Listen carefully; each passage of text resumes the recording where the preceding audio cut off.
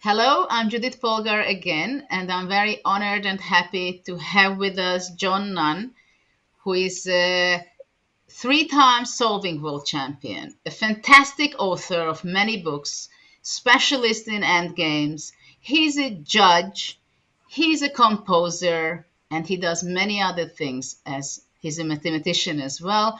But he's a very nice person, and he was so great to join me and being the judge of the Chess Artistry Competition, which we are running as part of the Global Chess Festival. Today, we are going to be talking about Timman, a friend of mine and a great player himself. Welcome, John. We are going to be talking about some endgame and about his endgame, right? Yeah, thanks, Judith. We're certainly going to see one of Jan Timman's amazing endgame compositions. I'm looking forward to showing it. Yeah, with Jan, I was playing first, I think, in '92 at the Imopar Trophy when he was very surprised because I won against him. And it was a very special game, which I think still he was not really accepting that I'm a strong player. I was only 16 at the time. But later on, we played some more games, and also later on, he made interview with me, and he told me there that he realized how strong I am when I won against Ullman in 1990 Amsterdam. And later on, he was also a sparring partner of mine. He came to Budapest and we were training together. And I had the opportunity to meet him more from a personal side as well, not only as a competitor. And I felt that he was really not only a sportsman with competing and those skills, what you need to be the very best, but also he was a real artist by the look he looked, the way he was playing chess, the way he was approaching chess analysis, end games, and also compositions. I think he liked very much always chess studies, and also he was composing himself and appreciating that. What are your experiences with him? Because I'm sure you played tons of games with him because you're more or less same generation. Yeah, I've played him many times. I didn't have a very good score against him. In fact, I think I only beat him once. But it was always interesting. I mean, he was a very creative player, a top player in Western Europe, perhaps for quite some time. Um, and Well, a lot of fun to be with at chess tournaments, I have to say. He was always a very entertaining character, and it was nice to be with him. And yeah, we played at Viconsay and in Linares and all kinds of tournaments together, and of course all the team tournaments. So yes, someone who goes back a long way, and since he's sort of retired from over the board play, he's devoted himself much more to endgame composition and has produced a series of really excellent endgame studies. What do you think when a practical player composing an endgame study? I think it should be mostly when something comes with analysis and then you have sorry, a very nice idea and then you want to implement it? Or is it something expressing yourself in a way? Or is it the process that it gives the pleasure? Or it's the final destination, what you create and you share with others? Well, I'm not really an artist, so I can't say what the pleasure is of people who compose music or do paintings and so on. But perhaps in a small way, the composing of an endgame study is something a bit like that, where the process can be quite tough. You struggle, something doesn't work, and you try again, it still doesn't work. And then finally, you get it to work, and you get the idea that you wanted to show actually to work. And that gives you a real kick. It's a real pleasure to be able to do something like that and to create something that other people enjoy. But to be honest, I do it mainly for my own enjoyment. If other people like it as well, that's a bonus. Did you ever give up while you were trying to make it work? One of your ideas, or you never give up and you always go until the very end, and at the end, it should be something outcome, a real study at the end. Well, I've got a database on my computer of ideas I couldn't get to work. So I think that gives you the answer. I sometimes I go back and think, well, I'm sure if I tried a bit harder, I could get this one to work. And occasionally I succeed. If you have a break and go back again after a few months, you get some new ideas. But I suspect that a lot of these positions I have in my database are never going to see the light of day. Do you also share your ideas with other composers and maybe you can have a joint composition by that, or you like to do it yourself? I prefer to do it myself. I'm a bit of a loner when it comes to joint efforts. I once wrote a book with somebody, and it was a frustrating experience. And I decided I'll never, never do it again. You're too much of a perfectionist, I think, and that's why you want to go until the perfect book, study, or something else, whatever you're working on it. That's the way. And I wanted to ask you because it makes me think a lot that how many different themes are there in chess composition? Because I think in compositions you have to be merging, blending together quite a few ideas, right? So how is it? My first question is how many themes there are out there, and then we go on with the study of Jan, and then we talk more about the themes. Yeah, there are themes in studies. They have special names, but I personally don't like to clutter it up with complicated jargon that makes it difficult to understand and puts off people from enjoying the positions. So the problem composers, they love their technical names, but I tend to steer clear, and I think a lot of other study composers do the same thing. So of course there are lots of ideas, mate and stalemate and fortresses and so on, which are also familiar from over the board play. But the number of technical names isn't really that great, and I think the focus is really just in enjoying the studies rather than thinking up a name for them. And how much do you have to know theoretical endgames to be able to make good studies? Because there are a lot of studies where you end up in a position where it's theoretically winning already. Well, these days, of course, you can look it up on the computer, so it's a bit less of an obstruction now. But some studies are not really suitable for solving purposes because the result depends on, for example, a seven-man table base position, which nobody would ever know was a win without checking it on the computer. So for me, studies that depend on obscure computer positions, I don't like so much because they can't really be solved, and yeah, they're just not so much fun. But fortunately, the study I'm about to show you doesn't depend on computer positions at all. We can enjoy it without the assistance of the machine. Yeah, this is what I wanted to say also, that the next one is not exactly that it's a machine. It's a great mind of Jan Timman who came up with the different ideas. So now let's have the board and see the great artwork of Jan, which is not going to be a short one. It's not going to be a short one, so I'm going to go through the first few moves fairly quickly because it's quite a long process. But let's just have a quick look at the position. It's two rooks against a queen and four pawns, so black's doing pretty well on material, but his king's in a very bad position, and his pieces, particularly the queen, are out of play. So it's white to move, and white is trying to win. Well, white has to go for the enemy king fairly quickly before black activates his queen. There are all kinds of possibilities that don't work, but I'll skip those and show you the correct continuation. White moves the knight out of the way so as to allow the rooks in to give check. And also, for example, there's a threat to play the rook to d3 and mate on h3. So there are very powerful threats here. Black's best defence is actually a little bit surprising. He puts his queen behind his bishop, and we'll see in a few moments why that's a good defence. White with the check, which was made possible by his first move, and um, black can't move his king out, because then white goes rook checks and then rook e2 check. So the best defence is to put the king in the corner, and now white threatens mate with his knight. Well, okay, he's not actually threatening mate immediately. What he's threatening is to put the rook on d1 and then play king f2 mate, or to bring his rooks into the attack in some other way.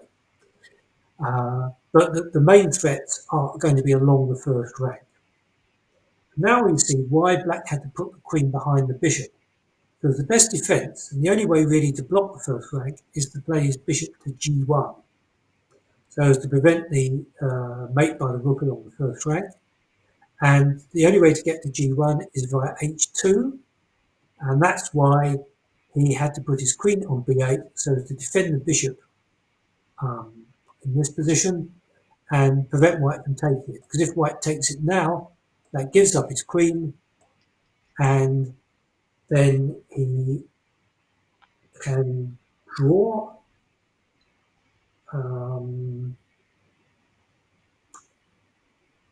How does he draw, Judith? I suppose he just plays a2. Probably a takes b2. Yeah, I was thinking that a2, after a takes b2, I might play rook e1, rook b1 and take all the pawns. But after a2, yeah, yeah, I suppose this is a draw. Yeah, it Well, must be. black has quite a few passed pawns, which keeps the white rook busy, especially on a2. Yeah, the pawn a2 ties the rook to the first rank, so that must be it. Okay, so the best move is actually to play rook to e1, threatening mate in 2, king f2 check. Bishop blocks. Okay, now we come to one of the star moves of the study. White has to do something, otherwise black brings his queen, for example, to f4, to an active position, and then there's no hope of winning. And the move is truly spectacular. Yeah, this was Something the position which stuck me quite a bit. Obviously, it's a shocking move, right? And it is. by now, maybe we gave enough hint that people can think, but it's a typical move. No, no, no, that's the most shocking move, but it cannot be true, right? But this is a kind of position that it could happen in a game, right? Not Yeah, very often, but it is something sometimes happen this kind of position where somehow the king in h1 seems to get very close to get mated, but then you find this position and somehow things don't work out. If you take on g1, I think there is a check or queen g3. So somehow it doesn't work, right? And this is a position where it's absolutely no logic. You cannot have this intuitively, only if you solve a study, because in a study position, you expect that you're not making the easy way, the natural way, but you come up with some spectacular, unexpected idea. But this is something I've never seen. It was so shocking when I saw this position that actually I was thinking that maybe this should be the starting position of that. So I will ask Jan whether maybe in the later on he wants to modify it, because the pre-moves are a little complicated in some ways. You have to understand a lot of things, right? How the pass pawns are saving black. But let's go on, because there are still some great spectacular ideas even after the next move. well, sure. I mean, over the board players, they like to start with a spectacular move, but of course, the study composers, if they don't have to add any extra material, they will generally prefer to add some preliminary moves if they can. But as you say, the astonishing move is rook g2, allowing the rook to be captured with check. And the point of this is, of course, white's threatening mate in 1, black has to take, white moves his king, and now because the pawn has been deflected from h3 to g2, black can't now defend this bishop by pushing his pawn to h2. White is again threatening mate in 1, black has no useful check, so the only defensive move is to put his queen on h2. But the consequence of this is that all the pieces in the bottom right hand corner are immobilized. The queen cannot move anywhere, well, apart from e5 where it's lost immediately, cannot move anywhere without allowing the mate on g1. So black is restricted now to moving his pawns. So the rook and knight are totally paralysing the entire bottom right-hand corner. Well, it's white to play, and white now takes the opportunity to snaffle the pawn on a3. And this innocuous looking pawn on b2, which was on its starting square, is going to be the key player in white's win. And let's see what happens. Black, how is black actually going to defend? Because white's just threatening to push his pawn to a8. The rook on e1 stops the black b pawn. So at first sight, it seems white's just going to promote the pawn and then get the queen, and then it will be an easy win on material. So black has to find a plan of defence, and the plan of defence involves quite cleverly giving away everything to get a stalemate. Stalemate is quite common in endgame studies, and here black has these three mobile pawns, so it's going to take him quite a long time to immobilise his pawns so that he can sacrifice his queen and try to get a stalemate. So to begin with, both sides are pushing. White pushes his pawn to promote as quickly as possible. Black has to push his pawn as well. But now actually white has to take a time out with pushing his pawn because black's threatening to dislodge the knight by advancing the pawn to e4. White has to prevent that.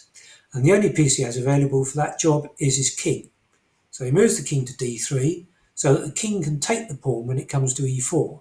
Notice that black still doesn't have a useful check with his queen, even when the white king is on e4. So black now is pushing his h pawn. The pawns have to get up the board to be immobilised for the coming stalemate try. Okay, white's steadily making progress with his a pawn. Now it's time for black to try to do something decisive with his pieces. First of all, he jettisons this pawn, because otherwise he doesn't have a queen move at all, not even a check. And then he sacrifices his queen, rather surprisingly. King takes queen and pawn to h2. So now the h-pawn is taken over the duty of the queen in stopping the mate on g1. But now black has a direct threat. He's threatening to promote his b-pawn, white has to take it, and then he's stalemated. So by jettisoning his e-pawn and his queen and getting his h-pawn up to h2, he has set up this stalemate possibility. How is white to defeat this stalemate? Well, only by giving black some extra moves, which he didn't have before. He has to do it straight away because black's immediately threatening to promote the pawn. So again, white has to take a time out from pushing his a-pawn to sacrifice his knight. And this knight move frees the black c-pawn so that white gains some extra time while black pushes his d-pawn and tries to give that one up as well to reinstate the stalemate. So black takes, pawn goes up, and queens. And black now has to get rid of his two remaining pawns. So he pushes his d. First of all, he pushes the b pawn. I'll just explain what happens if he pushes the d pawn first. In this case, white just goes rook e2 and then queen takes g2 mate. So first of all, black has to give up the b pawn, and now d2. Now again, black is threatening to stalemate by giving up, by promoting the pawn and forcing white to take it. And it's amazing that even with the extra queen, it's quite difficult for white to win this position. The compact mass of black pieces in the bottom right-hand corner is just difficult to break up. So, there are various different tries you might think of here. But what white has to do is to do what problem composers call an ambush. You put one of your own pieces behind an enemy piece so that when it moves, it opens the line. So if black now promotes the pawn, there's a queen mate on g2. So that was the plus point of white's move. The minus point is that he's unpinned the bishop. So black now has the possibility to sacrifice or try to sacrifice his bishop. So if, of course, white can't take it, black can then promote his d-pawn with check. And in view of the passed pawns on the king's side, that would be amply sufficient to save the game. But white doesn't take the bishop. White goes in the opposite direction. Notice that black cannot still promote the d-pawn because of the mate on g2. So So he takes the rook. Now the king moves into the attack, threatening again mate on g2. Black's last tries to give a check, but white can maintain the mating threat, and after black queens, white takes the pawn with a mate. So there's an awful lot going on here, and the advance of a pawn from the second rank to promotion is called an excelsior in chess composition terms. And here we have, several pawns were advanced, both white and black. But the key moves were, first of all, the rook g2, setting up the paralysis in the bottom right corner, and the white sacrificed knight d4, giving black some extra moves with his pawn to enable white to promote on a8 and gain time to create a decisive attack. So it's a long study, but quite a lot of content. Well, again, I mean, it's so fascinating, I think, and by your explanation, it's so clear and nicely explained. Also, all the moves, and also what just looking at it through with your explanation, I see Rook G2 the key move, and in the final Queen G2 is the mate, right? So that's also has something very special touch to it. So again, another reason why Rook G2 can be the first move. Yeah. Rook G2 and at the end Queen G2 checkmate. And again, while watching this, I again understood that how much it is that you have to put the effort into your good moves with the white pieces, and you should never think that it's over already. And also in a game, this happens. So many youngsters, and not only youngsters, other masters, grandmasters, they just think, oh, I have the winning position, it wins by itself, so I don't have to pay attention. Also, when you have a study, you have to understand that no, no, no, you will have to play the good and very accurate moves until the last moment, until you give the checkmate or until you have the piece up or queen up or whatever. And at the same time, also in this study, it shows how well the defensive side can also try and save the game. I think there were several moments where white can have a heart attack that, oh my God, I'm not winning, and I was winning, right? Because if black finds this opportunities and understands that there is a stalemate pattern and you have to give up the pawns, in which order you have to give up the pawns, I mean, you have to understand that this is a long journey to make all the precise moves with both colors. If both play the best, still white wins. Yeah, I mean, I think being aware of defensive possibilities is very important in chess. And one of the points I emphasize sometimes when I'm explaining things to people and doing a little bit of training is if you've got a bad position, there'll almost always come a time when you have the possibility to save yourself. You know, very few players can win technical positions without at some stage allowing some kind of counterplay or saving chance. And your job is to be alert so that when this opportunity arises, you take advantage of it. And I remember, for example, in this Kasparov short world championship match, Kasparov had this rook and two pawns against rook. It was a simple technical win, or should have been. And Short just thought, okay, well, I'm losing, I'll play some moves and then resign. But actually, at one moment, he had a chance to make a draw because Kasparov made a mistake. But you have to be alert. It's the alertness for these defensive possibilities that's so important in saving. You see these great defensive players, and the key thing that they have that some other players don't is their ability to jump on any mistake to come back into the game. And you can see in these endgame studies how these surprising defensive resources, white might win in the end with perfect play, but they spin the game out and create all kinds of problems. And that's something that's important for over the board players to learn. Well, I think it's a nice finish. And thank you very much, John, for sharing your thoughts, your understanding, and of course, with your great explanation, this wonderful study. And I do hope that we are going to see you back with sharing other studies in the future. Yes, I think that's quite possible. So thanks very much, Judith. I've really enjoyed it, and see you again. Thank you.